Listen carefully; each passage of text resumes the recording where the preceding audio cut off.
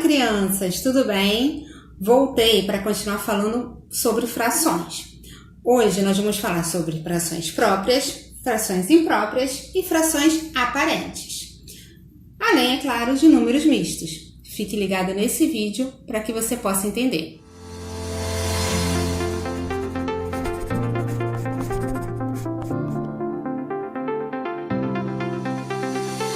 Para começar, vamos lembrar o que é a fração.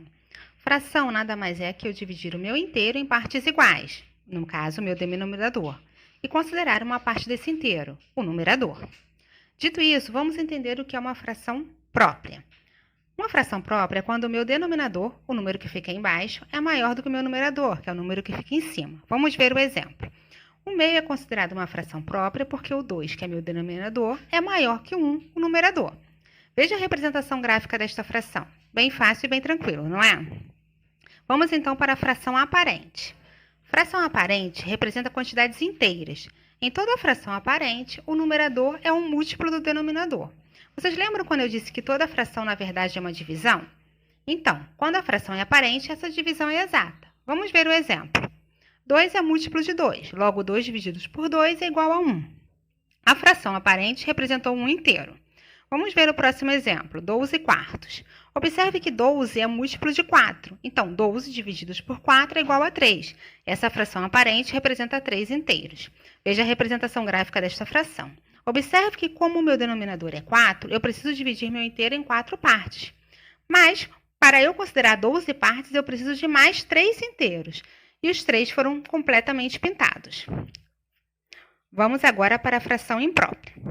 Uma fração é imprópria quando representa uma quantidade maior que o inteiro. Nesse caso, o numerador é sempre maior que o denominador. Vamos ver como isso funciona. Tenho aqui como exemplo a fração 10 quartos. Observe que o numerador 10 é maior que o denominador 4. Porém, na hora que eu for dividir meu inteiro, eu preciso dividir em 4 partes iguais, porque o meu denominador é 4. Então, irei precisar de mais 2 inteiros divididos em 4 partes iguais para completar 10 quadradinhos. 10 quartos representa, na verdade, 2 inteiros e uma fração de 2 quartos. O misto é aquele formado por uma parte inteira e uma parte fracionária. Mas como isso funciona? Vamos pegar a representação gráfica do exemplo que usamos na fração imprópria. Eu posso escrever um número misto com ela. O número seria 2 inteiros e 2 quartos. É possível transformar qualquer fração imprópria em um número misto. Uma das formas é através da representação gráfica, como fizemos agora, e a outra através da divisão. A primeira coisa a se pensar é que o meu inteiro continua sendo dividido por 4, ele não mudou. Então, o denominador ele nunca muda. Para saber qual é a parte inteira e o numerador da fração, eu realizo a divisão.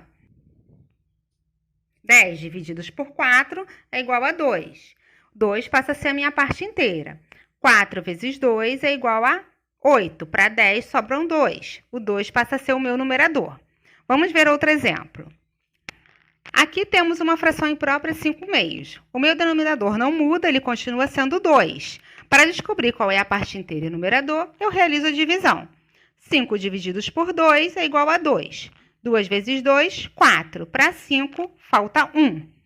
O 2, que é o meu quociente, passa a ser a minha parte inteira. E o resto, o meu numerador. Meu número misto ficou 2 inteiro e 1 meio. Vamos ver a representação gráfica da fração.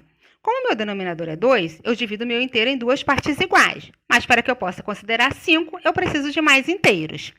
Observe que eu tenho 2 inteiros pintados completamente e uma parte fracionária. A minha fração, o meu número misto ficou 2 inteiros e 1 meio.